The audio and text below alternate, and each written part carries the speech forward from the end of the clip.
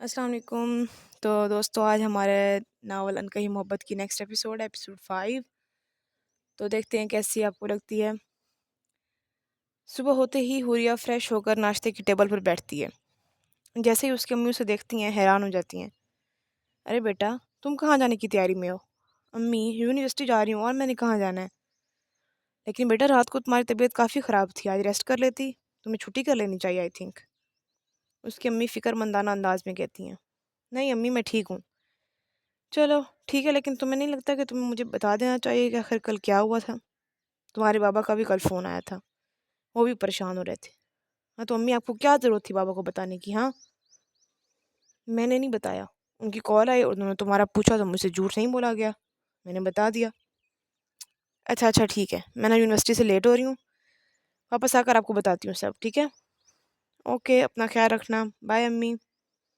دوسری طرف ارمان کے بابا صبح اس کے لیے خود ناشتہ بنا کر اس کے کمرے میں آتے ہیں۔ گڈ مارننگ بیٹا۔ Morning dead.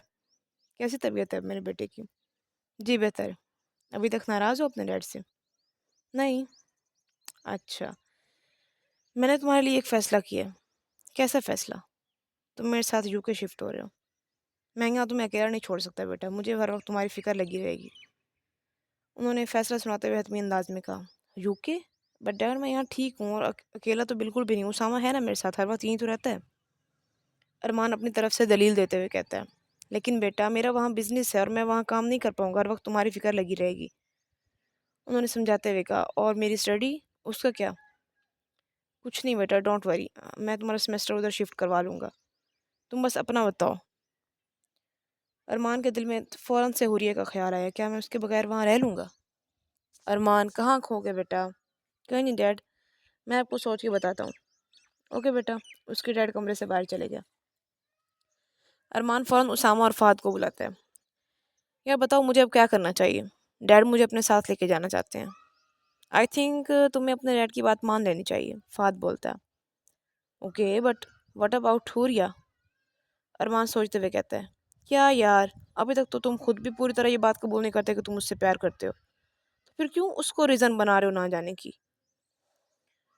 یار ٹھیک ہے بٹ آئی لائک ہر۔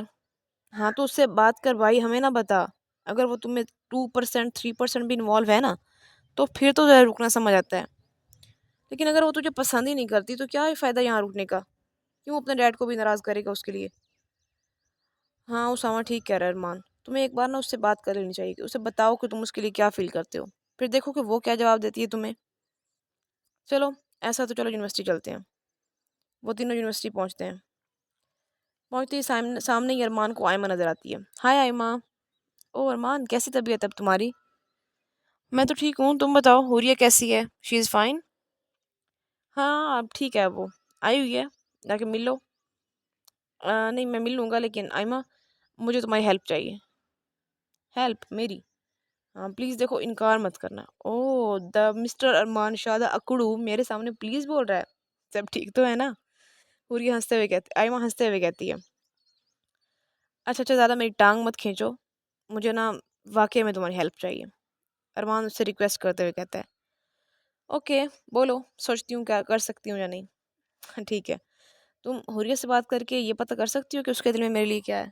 اوہ اچھا، فیلنگز جاننی ہے تمہیں؟ وہ تو میں تمہیں خود بتا سکتی ہوں، اس کے دل میں نا تمہارے لیے کچھ کچھ ہوتا ہے۔ آئمہ شرماتے ہوئے جواب دیتی ہے، ٹھیک ہے بٹ مجھے یہ بات حوریہ کے منہ سے سننی ہے۔ لیکن کیسے؟ اس کے منہ سے بات میں کروں گی، تم کیسے سنو گے؟ تم مجھ سے نا کسی روم میں لے جا کر بات کرو، میں باہر کھڑا ہو کے سن لوں گا، پلیز اتنا کر سکتی ہو نا میرے لیے؟ اوکے ویٹ، میں لے جاتی ہوں اسے، تھینک یو۔ آئمہ حوریہ کے پاس جاتی ہے جو سیڑھیوں پر چپ چاپ بیٹھی تھی۔ حوریہ، ہاں بولو۔ میرے ساتھ آؤ، مجھے تم سے کچھ کام ہے۔ چل۔ وہ دونوں کلاس روم میں جاتی ہیں۔ بیٹھو اور بتاؤ صبح سے اداس کیوں؟ آئمہ اس سے پوچھتی ہے۔ کچھ نہیں یار، بس ایسے ہی۔ اچھا ایک بات بتاؤ، سچ سچ بتانا۔ پوچھو۔ تم ارمان شاہ کو پسند کرتی ہو نا؟ کیا کہہ رہی ہو تم، پاگل ہو؟ اس اکڑو سے میں کیوں پیار کرنے لگی؟ اس سے تو مجھے بات کرنا ہی پسند نہیں ہے۔ تو کچھ سچ بتاؤ، رات کو تمہاری طبیعت خراب ہو گئی تھی اس کی طبیعت کا سن کے، تو میرے سامنے نا یہ ڈرامہ بند کرو۔ ارے یار، وہ تو اس کی جگہ کوئی بھی ہوتا نا تو میں یہی کرتی۔ ہاں لائک سیریسلی؟ تو کیا تم مجھے جانتی نہیں ہو کیا؟ ٹھیک ہے، تو پھر جب گلی کے سموسے والے اسلم انکل کو ہارٹ اٹیک آیا تھا تو تم کیوں نہیں ساتھ مر گئی اس کے؟ ہاں، اس کے غم میں؟ मैं तुम्हें जानती हूँ इसलिए तुमसे पूछ रही हूँ।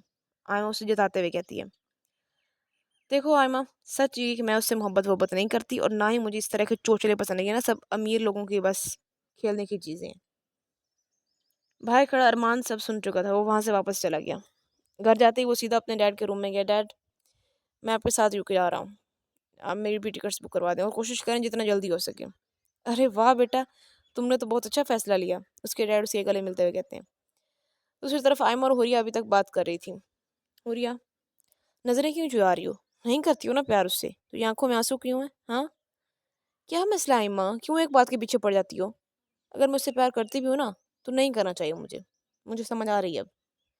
वो रोने वाले अंदाज में बोलती है, तुम मुझसे कुछ छुपा रही हो ना? चलो पूरी बात बताओ शुरू से। मैंने कल उसकी तबीयत का सुनकर ये सोच लिया था कि अम्मी और बाबा को बताऊंगी कि मैं उसे पसंद करती हूँ और उसकी तरफ भी जाऊंगी उसकी खैरियत पूछने। हाँ तो फिर? बस कुछ नहीं, मैं कल बाबा के रूम में गई थी, कुछ ढूंढ रही थी तो मुझे बाबा की पुरानी डायरी मिली। जैसे मैंने खोली, मेरी तो पूरी दुनिया ही बदल गई आई माँ। मेरे आसपास सब बदल गया, मेरा दिल बदल गया, मेरा प्यार बदल गया। हुरिया मुसलसल रो रही थी। आयमा उसे गले लगा लेती है। हुरिया संभालो खुद को, यहाँ किसी ने देखा ना तो ऐसे ही गलत गलत अंदाजे लगाएंगे।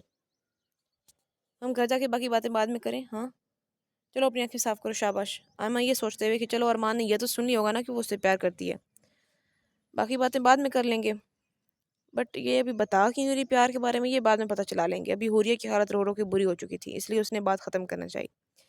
जी गाइस, तो ये थी हमारी अनकही मोहब्बत नावल की एपिसोड 5। तो अब आपने मुझे बताना है आपके जहन में क्या आ रहा है कि उसके हुरिया के बाबा के रूम डायरी में ऐसा क्या था जिसकी वजह से हुरिया की पूरी लाइफ बदल गई। आपके जहन में क्या आ रहा है तो आप मुझे कमेंट्स में लाजमी बताएं, ठीक है?